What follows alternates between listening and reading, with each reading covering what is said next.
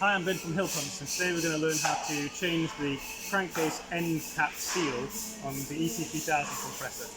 All you're going to need is a 4mm Allen key and your new seal. So the first thing we're going to do is just tip the whole compressor onto one side. That is the side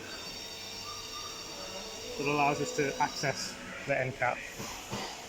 The first thing we're going to do is just remove this glass bowl here. Do that by simply unscrewing it.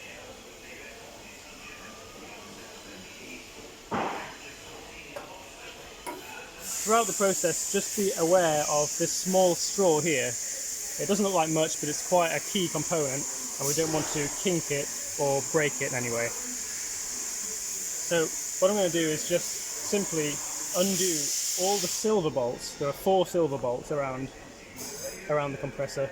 3 on the crankcase, 1 securing the water separator to the bracket.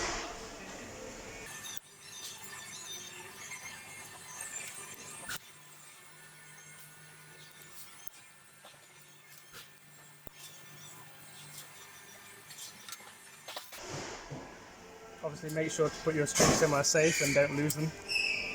Once you remove all those 4 screws, you should be able to simply lift this whole component out as one assembly. As so. This is the seal that we're looking at, and if there's any kind of twist in the seal or defect in the seal, it's possible that that could be what's allowing your crankcase to lose some oil. So what we want to do is first of all just inspect it, see if it looks like there's anything wrong with it or any debris on it. If you see anything, then you'll have to change the whole thing. So I'm just going to use an X-Acto knife, or you could use a pin or paper clip to carefully lift up the seal from its groove and then remove it.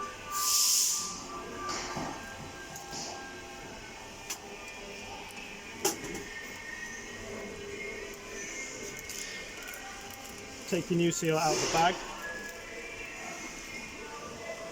What may help is if you take a little bit of the oil from the crankcase, which is just present everywhere, and rub it into the seal, it'll allow it to seat itself in that groove a little easier without it being twisted. And what I'm going to do is just carefully push the seal into the groove.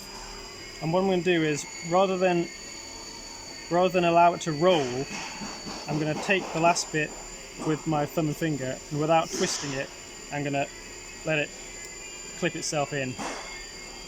Pushing it the other way would cause it to roll, and twists in the O-ring can allow it to pass oil due to the fact that there's a small seam along the edge of it, which we want to be on the outside all the way around. Once you've installed your new O-ring, you can go ahead and just put this back down where it was. As you do that, make sure that this plate here is in the right orientation, which means to say that this side here is vertical. It's important when you put this component in that the vertical edge you can see on the crankcase end cap lines up with that vertical in the diaphragm.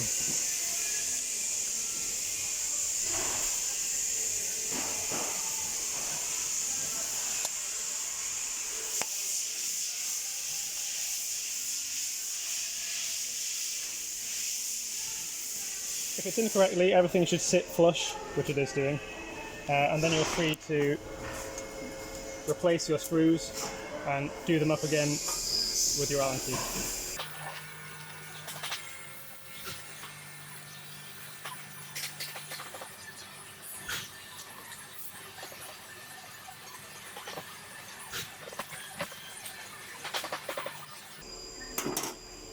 Finally, you can replace your plastic bowl by screwing it into its housing. This only has to be finger tight. Over tightening it could crack it, so just be careful there.